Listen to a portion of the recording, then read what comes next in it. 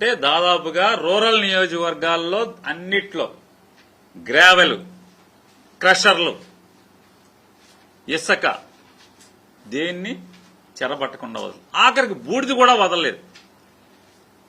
ఎతగ్గానికి ఏంటా అసలు మామూలుగా ఆయనకి వెళ్తే ఎక్కడంటే బాగా బాధ.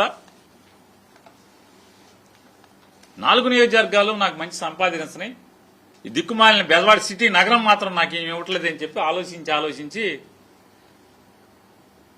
మన బోసడికి పట్టాభి గారు మీరు కలిసి మంచి స్కెచ్ గీశారు.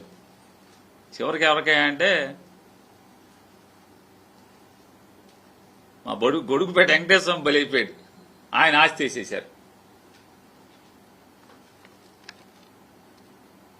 మొదటి రోజు అంటే హైకోర్టులో ఒక జడ్జి గారు తీర్పు అమోఘంగా ఇచ్చాడు. ఈ పాపాలు చేయబాకండి రా బాబు. చట్టమే, ఎండోమెంట్ చట్టం ఏం చెప్తుంది, హైకోర్టు తీర్పులు ఏం చెప్తున్నాయి, ఏ పరిస్థితిలో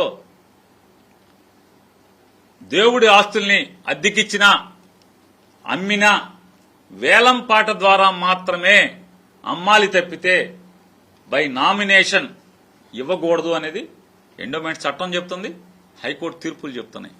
ఆఖరికి నారా చంద్రబాబు నాయుడు గారు వచ్చిన తర్వాత ఆయన కూడా 2025లో ఒక జీవో ఇచ్చారు. ఆ జీవోలో కూడా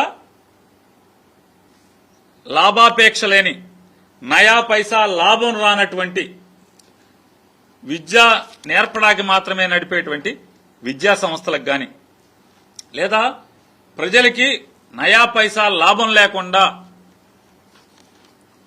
వైద్యం అందించేటువంటి ఆసుపత్రులకు గాని, వీటికి మాత్రం నామినేషన్ మీద ఇవ్వచ్చు అని ఒక జీవో ఇచ్చారు. సరే, రేపు ఏమన్నా కోర్టుకు వేస్తే ఇవ్వచ్చా, నిలబడలేదా తర్వాత చూసుకుందాం. కనీసం చంద్రబాబు నాయుడు గారి జీవో ప్రకారమైనా ఇది ఇవ్వటానికి అర్హత ఉందా లేదు. జడ్జి గారు ఆ పోసిన మట్టి కూడా ఎత్తేయమన్నాడు, ఉత్సవాలు ఆపేయమన్నాడు, కానీ పని ఆపలేదు.